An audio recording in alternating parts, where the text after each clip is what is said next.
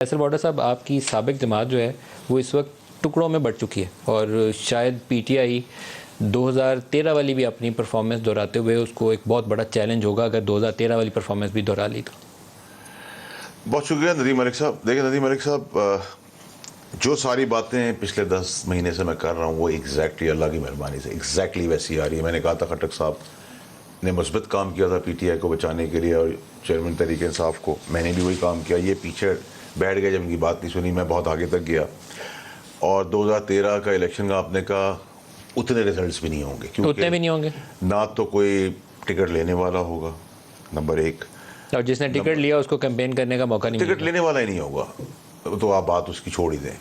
दूसरी, तहरीक इंसाफ के चेयरमैन मुझे इस इलेक्शन में कानूनी तौर पे शिकंजे में फंस गए हैं, नहीं निकलते हुए नज़र आ रहे। आपको लगता है कि इमरान खान इस शिकंजे से निकलेंगे ही? सवाल ही पैदा नहीं होता। जो जुर्म और जराइम हो गए, करवा दिए गए, कर लिए गए, और उसको वो खुद भी अब डिफेंड कर रहे हैं, कह रहे हैं कि अगर मेरे साथ ये करते और तो क्या होता, वो ये जस्टिफाई करेंगे ये सब कुछ ठीक हुआ है, नंबर एक। नंबर दो सर ये कि अभी जो खट्टक साहब कह रहे हैं कि अगर पाकिस्तान को पता चल जाए वो राज तो मैं बता चुका हूँ। ये सब कुछ जो सवाल उन्होंने खट्टक साहब ने उठाए, मैं 10 महीने से कह रहा हूँ कि सब कुछ जो हमने किया, धरने किए, अरशद शरीफ का कत्ल हो गया, प्लान मर्डर हो गया, बच्चे गाड़ियों के नीचे आ गए, एंकर्स रिपोर्टर्स ट्रकों के नीचे आ गई, क्या हम जमहूरियत बहाल कर रहे थे, क्या हम इलेक्शन के लिए जा रहे थे, क्या हम मुल्क की किस्मत बदल रहे थे, पाकिस्तान को फाइनेंशियल क्राइसिस दिखा रहे थे। 2014 का धरना, डेमोक्रेसी बहाल कर रहे थे, स्कूल बना रहे थे, कॉलेज बना रहे थे, पाकिस्तान की किस्मत बदल रहे थे।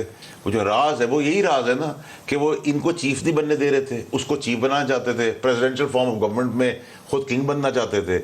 और दूसरी तरफ उसका प्रोग्राम ये था कि उस किंग को वो अंदर पहले बनाते, फिर किंग को अंदर करते और खुद सद्दाम की तरह 20 साल के लिए हुकूमत करते। आपका कहना है कि आसिम मुनीर को आर्मी चीफ बनने से रोकने की साजिश थी? और क्या था? और दूसरा आप कहते हैं कि जनरल फैज को आर्मी चीफ बनाना चाहते थे, और उसके आगे उन्होंने क्या क्यों चीफ बनाना चाहते थे, क्योंकि तो उन्होंने सारी परफॉर्मेंस उनके लिए दी थी दौरान हुकूमत।